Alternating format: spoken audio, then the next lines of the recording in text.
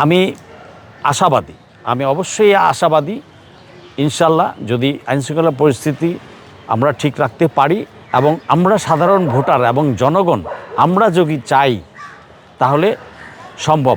অনেকে এখানে কথা আছে, অনেকে দুষ্টামি করতে চাবে, কারণ আমরা জানি পতিত লীগ ভারতে আশ্রয় নিয়েছে, হাসিনা তার মন্ত্রী এমপি সহ, এবং কিছু কিছু নেতাকর্মী এখানে আছে।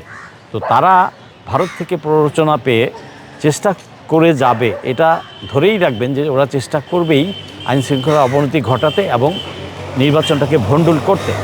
আমরা এটা দেব না। এবং সাধারণ জনগণ প্রতিটা এলাকায় জাগ্রত আছে, অন্যান্য ভালো রাজনৈতিক দলগুলো জাগ্রত আছে, সব দলগুলোই।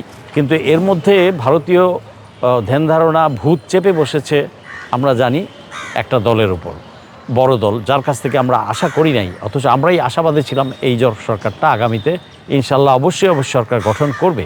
কিন্তু সেই দলটির ব্যাপারে শহীদ রাষ্ট্রপতি জিয়ার দল, বেগম খালেদা জিয়ার দল, তার সেই দলটি যে বর্তমান নেতাকর্মীদের যে অবস্থা আচরণ দেখতে পাচ্ছি, তাতে মানুষ প্রতিনিয়ত প্রতি মুহূর্তে সমালোচনা করছে।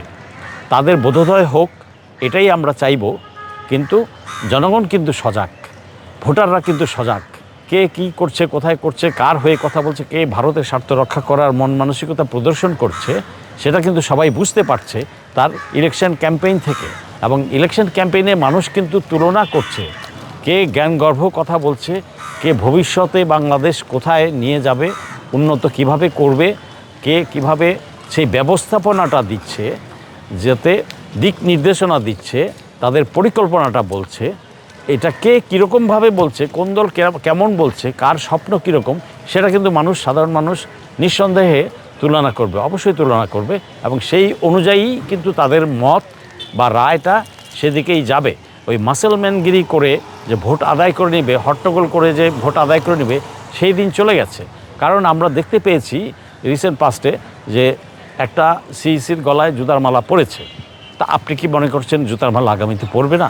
অবশ্যই পড়বে। প্রতিটা জেলা উপজেলায় জুতার মালা রেডি থাকবে।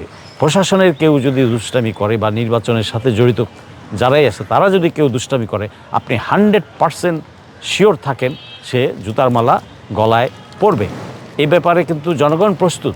কারো কোনো সন্দেহ থাকলে সে জুতার মালাকে ওয়েলকাম করবে, তাতে অন্য কারো কোনো সমস্যা হবে না।